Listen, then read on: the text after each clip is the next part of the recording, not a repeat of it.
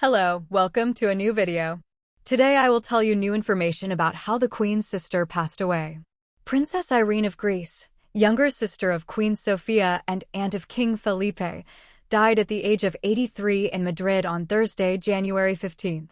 The royal household issued the following statement announcing the sad news. Their Majesties the King and Queen and Her Majesty Queen Sofia regret to announce the passing of Her Royal Highness Princess Irene of Greece at 11:40 a.m. today at the Zarzuela Palace in Madrid. This week, as Princess Irene of Greece's health deteriorated, Queen Sofia postponed all her engagements to remain by her side. The daughter of King Paul and Queen Frederica had been experiencing cognitive decline for several years. Discreet, spiritual, and deeply devoted to her family, she was much more than a princess. She was the luminous presence that always shone by her loved ones. She wasn't a typical royal. She never married nor had children, but she was so close to her siblings, Queen Sofia and the late King Constantine, that she became a second mother to her Spanish nephews and nieces, who called her Aunt Pique because of her unique personality.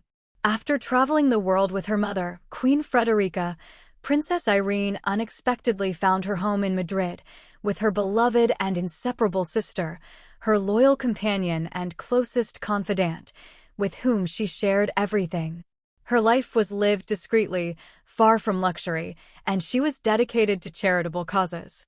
She was passionate about Hindu culture, spirituality, ufology, archaeology, and music. She even became a concert pianist.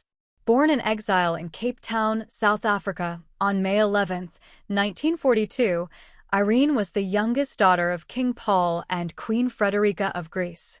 Her childhood was spent in various countries, from South Africa to Egypt, before returning to Greece in 1946. This period, marked by displacement, was a difficult time for her, but rich in experiences, as she recalled in the book Irene of Greece, The Rebel Princess, by Eva Salata. Such was this princess, who throughout her life had a great capacity for adapting to any circumstance and always saw the positive side of everything. When Irene was 4 years old, on April 1, 1947, her father became King Paul II of Greece. He was a pivotal figure in her life, and his death marked a turning point. Music was another of her lifelong passions. She studied piano with the renowned pianist Gina Bachauer and became an outstanding student, even performing professionally in benefit concerts throughout Europe and the United States. Like Queen Sofia, archaeology entered her life from a very young age, and together they excavated in Decilia, near the royal palace of Tatois, where they both enjoyed a happy childhood and youth. This beloved place is home to the royal cemetery where her parents and Constantine II, the last king of the Hellenes, are buried. As a result of their teamwork, they co-authored 2 books about their discoveries and research. Always side by side, sharing everything. The first major blow of her life, aside from exile, was the death of her father, King Paul, when Princess Irene was about to turn 22. This tragic loss made her brother head of state. With the new king on the throne, the turbulent events in Greece in 1967 forced the Greek monarch's family to leave their homeland once again due to the conflict with the military junta that had seized power. Rome was their home for a time until Irene settled with her mother in Madras, India. By then, Queen Sofia was already married to King Juan Carlos, and they were living in Madrid. Irene of Greece's more than a decade-long stay in Asia led her to embrace Hindu culture and a profound spirituality that has guided her ever since. India would not be her final destination. After her mother's death in 1981, Irene of Greece arrived in Spain. "I came to Madrid for 5 days and stayed for 5 years. And as time went on, I understood that my place was beside Sofia," she told Pilar Urbano. She settled into a simple room in the Zarzuela Palace, and despite being the daughter, sister, and aunt of kings, she disliked luxuries. In her later years, she forewent all jewelry and had no estate, having donated her inheritance to Mundo en Armonia, World in Harmony, the NGO she founded in 1986, of which she was president. Its activities ceased in 2024, as she was no longer able to oversee its work. Through the organization, she developed diverse philanthropic projects aimed at the moral, spiritual, and material well-being of all living beings. She spearheaded charitable projects around the world. This initiative came after Europe ordered the slaughter of cows a year earlier to curb milk overproduction. She launched the initiative to transport healthy, productive cows to India, where they would provide milk to malnourished children. The purpose is not to save the world, but to offer a little relief, a little hope, a little harmony where there is suffering, she stated. Living in Madrid brought her even closer to Queen Sofia. They shared all sorts of plans: holidays in Mallorca, trips, public events, and family gatherings. Aunt Piku, as she was affectionately known, adored her siblings' children, although she spent more time with Queen Sofia's family. She was especially close to Infanta Cristina, who was very attentive to her during King Constantine's funeral.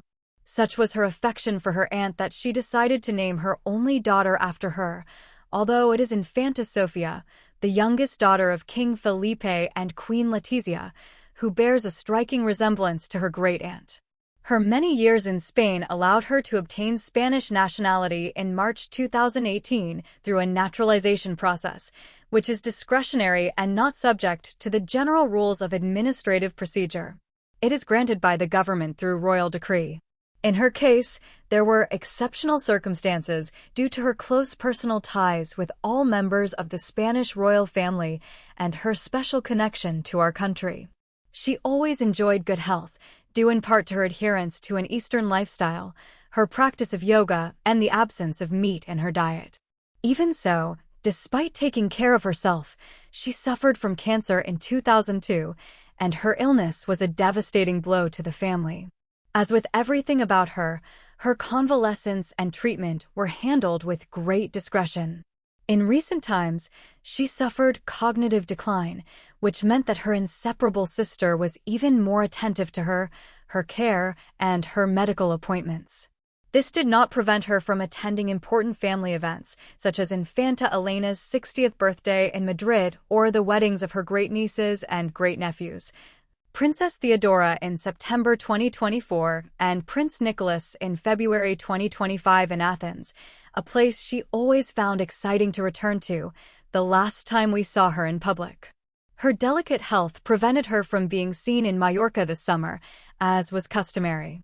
The princess passed away quietly as she lived, but has left a deep mark on the entire royal family, who held her in very high esteem. The loss is especially hard for Queen Sofia, who has lost the person who knew her best and whose passing comes shortly after the death of her other sister, her second cousin Princess Tatiana Radziwill, on December 19, 2025, whom she visited in Paris to bid farewell, accompanied by King Felipe VI and Infantas Elena and Cristina. I hope you enjoyed this video. I will be grateful for every like, comment, and especially subscription.